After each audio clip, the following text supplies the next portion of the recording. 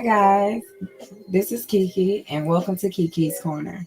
I'm here to talk about my breast cancer, my mixed connective tissue disease, myofascial pain syndrome, depression, anxiety, chronic kidney disease stage 3, patellofemoral osteoarthritis, bilateral carpal tunnel, bilateral plantar fasciitis, and gastritis. I have paperwork for some of these things as far as the definitions. I'm going to get into some of the things that like a lot of people don't really understand, which is like the mixed connective tissue disease, probably the myofascial pain syndrome. I'm going to go back into when I first got diagnosed with most of these issues, these invisible diseases, the rare disease, which is the mixed connective tissue disease that most people probably don't even know about and that most people don't get. Most people, 3.8 people out of 100,000 people get mixed connective tissue disease. It's a very rare disease. Mostly women get it, and a lot of people don't talk about it. A lot of people don't even know about it. So it's a very rare disease. So I'm going to get into the mixed connective tissue disease, the meaning of it.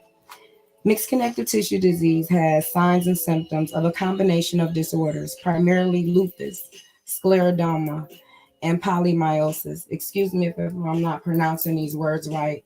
It's kind of new to me and I'm learning as well. So if anybody has any information about any of these diseases that I'm discussing and that I have, please write it down in the comments and help me as well. And welcome to all that's joining this live. I appreciate you so much. Come on in and have a seat, listen, share the information, share the live. I appreciate you all for coming and listening to all the conditions that I have. Most of my diseases are invisible, so they're internal, and I get discriminated against all the time because people don't realize that I have these diseases and they go off the way I look and don't think that I have anything. Okay, back to the mixed connective tissue disease. Many people with this uncommon disease also have Sjögren's disease. For this reason, MCTD is just the acronym of what it's called. It's sometimes called an overlap disease. And you get like symptoms of other diseases. And those diseases can have 5, 6, 7 different issues within themselves. So imagine having one disease and those diseases having 5 and 6 different things added to it. I get all type of different flare-ups. I might get itchy skin one day. I might be I have chronic pain, chronic fatigue all the time just from that alone, just different things. In mixed connective tissue disease, the symptoms of the separate diseases usually don't appear all at once, and they usually don't. Instead, they tend to occur over a number of years, which can complicate diagnosis. And it took me a long time to get diagnosed. They honestly thought that I had lupus. I'm still on drug monitoring, Plaquenil for lupus because they don't know if I'm going to get lupus. But yet I do have the breast cancer, which is most people kind of try to connect the two, lupus and cancer, but they're both separate in their own right, you know. And sorry for stopping and talking. I'm just so passionate about what I have and what I go through that it's hard sometimes. Early signs and symptoms often involve the hands. Fingers might get puffy and the fingertips become white and numb, often in response to cold exposure. In later stages, some organs, such as the lungs, heart, and kidneys, can be affected. And that's taken me to now with the chronic kidney disease, is which I got diagnosed last Friday with. So now I'm putting two and two together now. It affects a lot of different organs, and now it's affecting my kidneys as well because I have chronic kidney disease stage 3. So as I'm going through the process of talking about my diseases, I'm learning as well, people. So here we go. I get numbness in my hands. My fingers are tingly all the time. They get hot, cold. Like now, my hands are always cold. My bones are always cold. I have patellofemoral osteoarthritis as well. So my bones ache and hurt all the time. I have fibromyalgia, so I'm always in pain. Chronic fatigue, chronic pain. We're going to jump into the myofascial pain syndrome. Myofascial pain syndrome is a chronic pain disorder. In this condition, pressure on sensitive points in your muscles, trigger points, cause pain in the muscles and sometimes seemingly unrelated parts of your body. This is called referred pain. My myofascial pain syndrome is located in my lumbar spine. So anywhere along that lumbar spine is sensitive points and I'm feeling pain. I'm feeling pain all day, every day around my whole body. The syndrome typically occurs after a muscle has been contracted repetitively. This can be caused by repetitive motions used in jobs or hobbies, or by stress related muscle tension.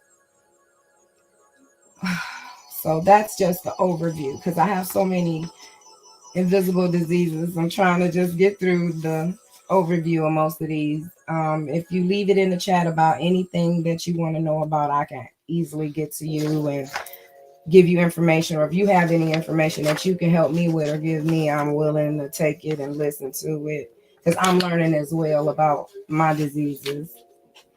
So now I'm going to jump into the overview of depression and anxiety. I don't usually want to clump these two together because they're both two actual separate, issues.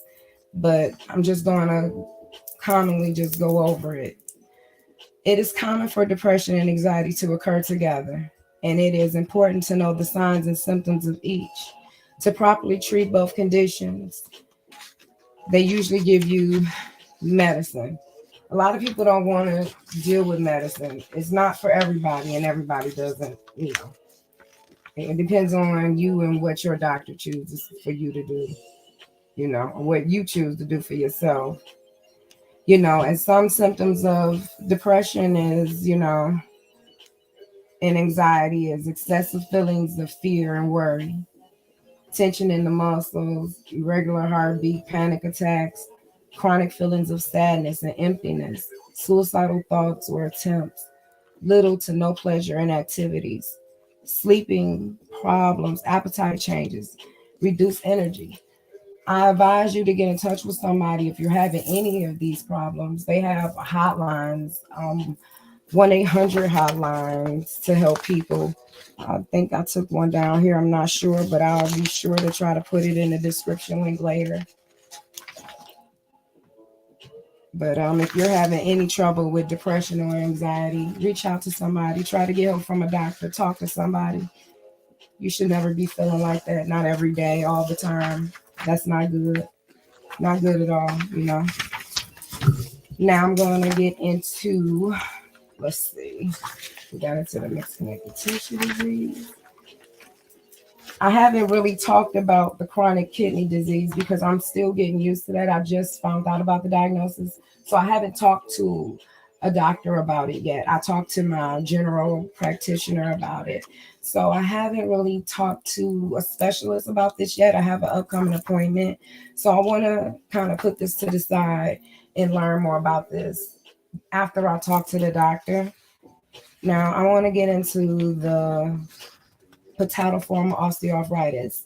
Mine is a severe stage 4 where I have no cartilage in between my kneecaps. They want to do total knee replacement on both knees, which lasts 10 to 15 years. And, the doctor that I was seeing, he didn't want to do the surgery right away because he said it only lasts 10 to 15 years. But then a good friend of mine was like, how do we know you're gonna live that long? Like you want to be pain free right now. She right. You want to be pain free right now. So that is all right. You want to be pain free right now, and I want to be out of pain. Sorry, y'all. Welcome to Kiki's Corner. But mine is severe, so I'm going to read to you what the severe one says besides what I just said. This is the most severe stage of OA, which means it also is the most painful. At this point, the cartilage is almost completely gone, leading to an inflammatory response from the joint. The bone spurs that developed in the earlier stages have now multiplied, often causing excruciating pain. Yeah, see, pain. Everything I got, pain. But I grin it and bear it. I make it do what it do. There are various treatment options that generally include bone realignment surgery, knee, hip replacement. So that's the gist of that. And let's see, we can get into the gastritis because I just had a bad attack with the gastritis. I was down with that for like 2 weeks. I was dealing with so many of my other conditions. I was dealing with my breast cancer because recently I just got diagnosed with the breast cancer this year, January 19th, 2021. And every other month, I've literally been having surgery. So I've had 3 lumpectomies and a reconstruction. I've had, now I'm facing a mastectomy with the implant reconstruction on my right breast. And that's coming up in November. So I had surgery in February, April, June, and September. Yeah. Yeah, something like that. Yeah. Don't get, yeah. I've had a couple of surgeries. So three, it was three. So one of those dates might be a little wrong. And I have one coming up. Yeah. It's been so many. And it's just like surgery after surgery after surgery. But I'm going to get through it, because my God got my back. So we're going to go over, okay, the DCIS. Mine is a stage 1.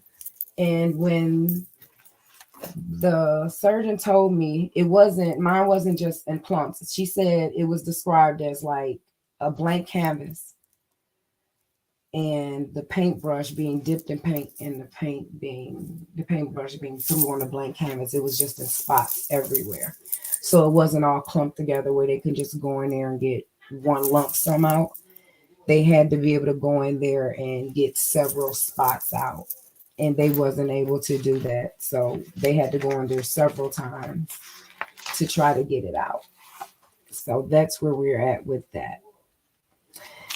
And that's my story so far on that. And the gastritis, I just had an attack on that. Like I said, I was hospitalized like 3 different times in the past week and a half from that. And I just had to get my diet back on track from that. Because like I said, I was so engulfed with the breast cancer and my surgeries that I forgot I even had gastritis, sorry. I forgot I even had gastritis. And my diet was a little messed up because here we're going to talk about the gastritis because it had me all messed up, but I have a great respect for it now. Okay. Gastritis is a general term for the group of conditions with one thing in common: inflammation of the lining of the stomach. The inflammation of gastritis is most often the result of infection with the same bacterium that causes most stomach ulcers, or the regular use of certain pain relievers. Drinking too much alcohol use can contribute to gastritis. Gastritis may occur suddenly, acute gastritis, or appear slowly over time, chronic gastritis. In some cases, gastritis leads to ulcers and increased risk of stomach cancers. For most people, however, gastritis isn't serious and improves quick with treatment. Well, I went through it, and I'm telling you, it was tough on me. But I have ulcers as well. And I'm telling you, this health journey has been something. It has taught me a lot of things. It has gave me a greater appreciation for life, for the people around me that has my back. If you have people that's in your family that has your back, that's loyal, be loyal to those people. That's all I have to say. You have to treat the people that's in your life right. And if you don't, then you have to deal with that. And you have to give an answer to that. People don't know what you have until it's almost gone. And thank God I was one of those people that seen the good in people before I even thought I was going to lose my life. And I never even thought I was going to lose my life with going through all this. It just made me want to live more and feel like I have a second life to live. So I have an even more zest for life. I never was the type that really wanted to travel and move around, but now I have a zest to travel. I want to travel. I want to go places. I want to see more things. I want to do things. I want to live. And I never felt like I was living before, but I feel like I want to live now. And I really have a greater appreciation for life because I feel like God is trying to wake me up to show me something, and I'm here for it, you know. And I just want anybody to learn from what I'm going through. And if you're going through something, you should be able to talk to someone about it. I feel like it's got to be someone out there dealing with something along the lines as myself because my God, look at what I'm going through, and I can still wake up every morning and take care of my kids and get them off to school and smile. I can smile through all of this. And it's not a lot to deal with. I can tell anybody, I have my days where I don't want to get out of bed. That's almost every day. But I'm not living for me. I'm living for my family. I'm living for my kids. I'm living for the people that call me and check on me every day. I'm living for the people that pray for me every day. I'm living for the people that want to see me live. I'm not selfish. I'm not just living for myself. And I'm like, oh, I'm stuck. I feel like I can't get up. I feel like, oh, woe is me. I feel like, oh, why am I here? I feel like, oh, why God got me going through this? I feel like, oh, why? You can't ask why. As much as we want to ask, we can't ask. You can't ask. You just got to do. You got to get up and do what He wants you to do. And if you're not doing it, then I don't know what to tell you. It's going to keep annoying you and annoying you until you get up and do what He wants you to do. But until then, that's my story, guys. And I'm going to have to talk to y'all a little later. Have a good one. Good night. Thank you for coming, everybody. I appreciate you. I'll try to get back on this week, but I can't make any more promises because I don't like to make promises I can't keep. And a lot of people shouldn't make promises they can't keep. I'll try to get on here as soon as I can. I hope y'all like my pink breast cancer cup. Love y'all. Bye.